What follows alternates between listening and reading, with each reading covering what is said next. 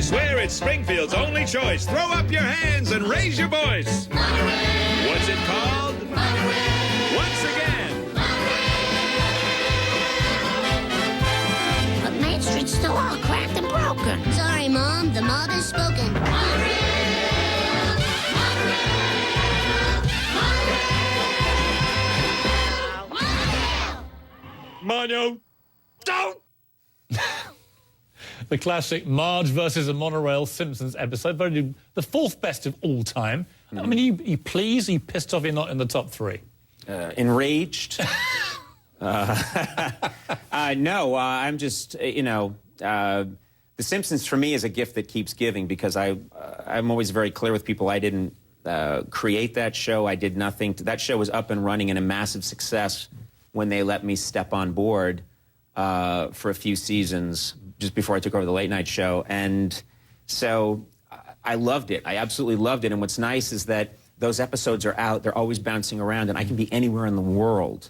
And people will occasionally in any other country bring up one of the episodes that I worked on. So That's in that way, it's this beautiful gift that keeps giving, yeah. Let's talk love, romance, marriage. How many times? Well, which one? Well, start with love. How many times have you been properly in love in your life? Oh, well, as you know, I'm married, so there's one answer to that, and that is once. Is that the diplomatic answer? I would say properly in love, yes. My wife, Liza. You never had your heart broken before then? But it wasn't a woman. It was a cat. It was a cat that betrayed me. We don't want to talk about the animals. I would say I'm going to go with my answer. My wife, my beautiful wife. When did you realize she's my only true love? When did you realize she was the one? Instantly. Was it instant? Huh? Was it instant? I'm just giving you the answers that are going to make it all okay for me, man. Don't screw with this, okay? Instantly. I knew right away. I did know very quickly. It was being shot for television, so somewhere in the vaults at NBC, there's footage of me literally falling for my wife on camera. So it's. And what was it about her? What is it about her? Well, to be crass, she's incredibly beautiful. So that was the first attention getter. And I'll admit that does work occasionally on a guy. Ladies, little trick for you. When you're really beautiful, that can work sometimes. And then what was nice is that we just talked on the phone for a while. That was our relationship because I'm impotent. And is any of this going to get in the papers, do you think? This won't get out. So we did talk on the phone for a while, and she's very intelligent and funny and a really good person. And so the nice thing is that that was the basis of the relationship. And so I just knew. Are you a romantic man? I'm going to say I have the deep down, under layers and layers of repression and ham, and layers of carbohydrates, there's a romantic guy down there, yes. But man, is that covered up. It's a Slim Jim of romance with massive insulation layers of insecurity and self-loathing wrapped around it. How would you like to be remembered? That guy was well endowed. Massive. He was a freak show. I saw him in a men's room. It was scary. That's the kind of, I honestly, I would, if anyone remembers me at all for any amount of time, I would like to be thought of as someone who I do try, I think, sincerely to be nice to people and try to make them laugh. And I think mostly it comes from a good place. So that would be nice. If not that, the hair I'd like to be known for. And then the endowed thing would be great if we could just slip that in.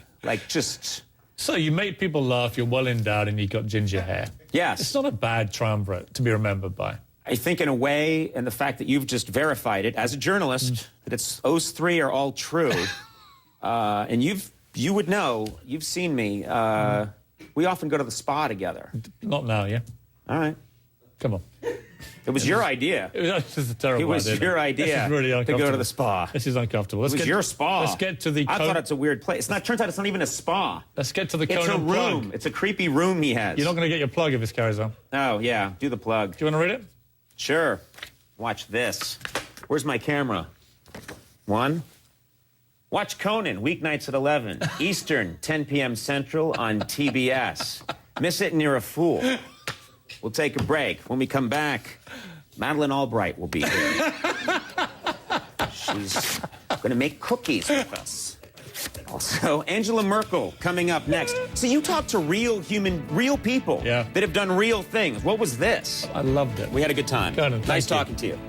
Conan O'Brien. When we come back, only in America. Talk about a photo finish, why this race may come down to a toss of a coin.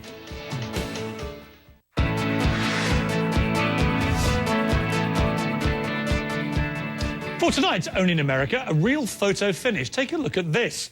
Alison Felix and Jenna Bertamo crossing the finish line of the women's 100 metres at the US Olympic track and field trials on Saturday. Jenna's wearing number 1, Alison's wearing number 2. And as you can see, they finished in a dead heat for 3rd place and for the final coveted spot on the women's 100-metre Olympic team. Now, to give you some idea what it means to them to make it to London, listen to what Alison Felix told me when we sat down recently. I've got to win. You know, that's what it's all about. Like you said, I've done all this other stuff, but this is the one missing thing, and it's the thing that I really want. So I need everything to come together at the right time. Well, it came together all right, unfortunately, just as Jenna Bertamo's came together as well. In the first instance of its kind, they were both given the exact same time, down to thousandths of a second, 11.068 seconds.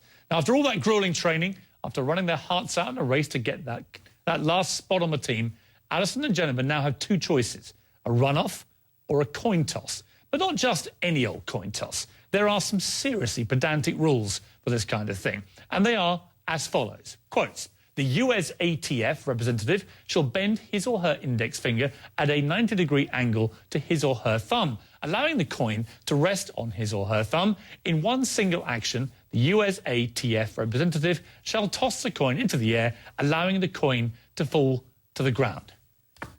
What a complete joke. This is no way to decide this epic tiebreak.